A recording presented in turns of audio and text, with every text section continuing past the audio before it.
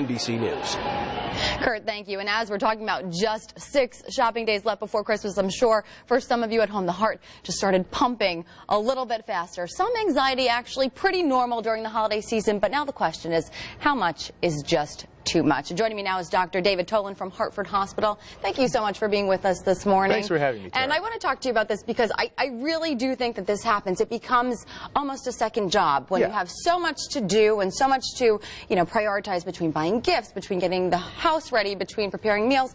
How should people be balancing it, and when is too much anxiety? The holidays are stressful, no question, and I think it's very normal for people to feel stressed out. There's a lot of things to do, there's a lot of things to take care of, and there's always this countdown of there's 6 more days and 5 more days and so on.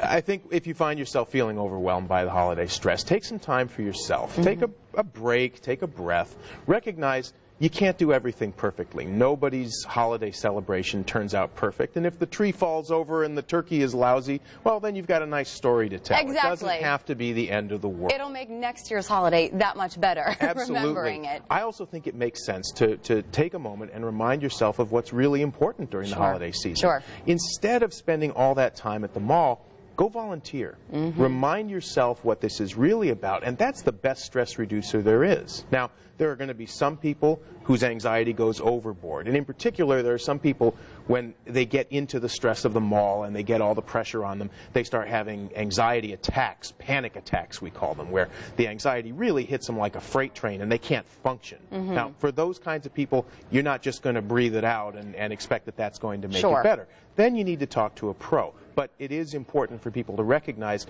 there are lots of things that you can do that can get that under control. Why do you think it is such a problem? Is it that expectations are just unrealistic, that people do want that absolutely perfect holiday every time? Do people just need to say, listen, it's what it is. I did my best. Exactly. Let's have a good time. We all set the bar so high that there's no way we're ever going to make it. So the dinner has to be perfect. The presents have to be just right. The house has to look fantastic. You have to look fantastic. And the fact of the matter is, most of us can't accomplish that. So it's better to be realistic and recognize what you can and can't do. And the fact of the matter is, the people that you're with probably don't care if they're your family, they're your friends. I mean, they're just there to have a good time. They're happy you're having them. That's right. The person putting all the pressure on is you, more often than not. And how do people know when it is becoming too much? How do they differentiate between the normal, okay, it's just a lot going on, I am a little anxious, but it's okay, between, okay, this is a little too much, I need to maybe talk to somebody? This is a great question, Tara.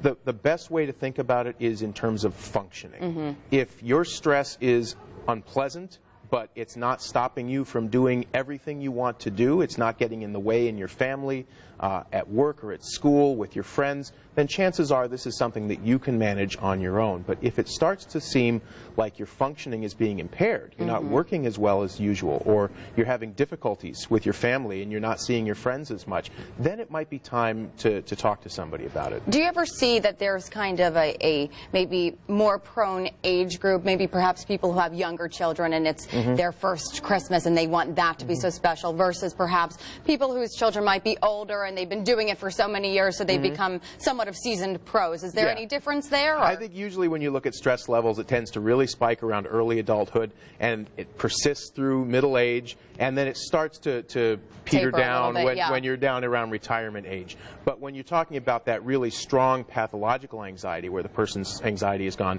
overboard, most of the time it's in the 20s, in the 30s, around that time. It was funny, actually, a few days ago I was on Facebook and I saw someone post a status and they said, Christmas has become, my second full-time job. And that, I laughed at it, but I said, because I understood it, but I also said, oh, it really shouldn't be that kind of a job. And if so, it should, at some extent, be a fun one. You've got to put the brakes on this. I can barely manage my one full-time job, let alone take on another one. So it's unreasonable to expect that any of us could really pull that off. Okay, so just be yourself. Have a great holiday. I mean, it'll all be okay is the message here. It will. Doctor, thank you so much for being with us today. We appreciate the time. And to learn more about anxiety disorders, you can do so by calling the number right there on your screen, 860-545-7685.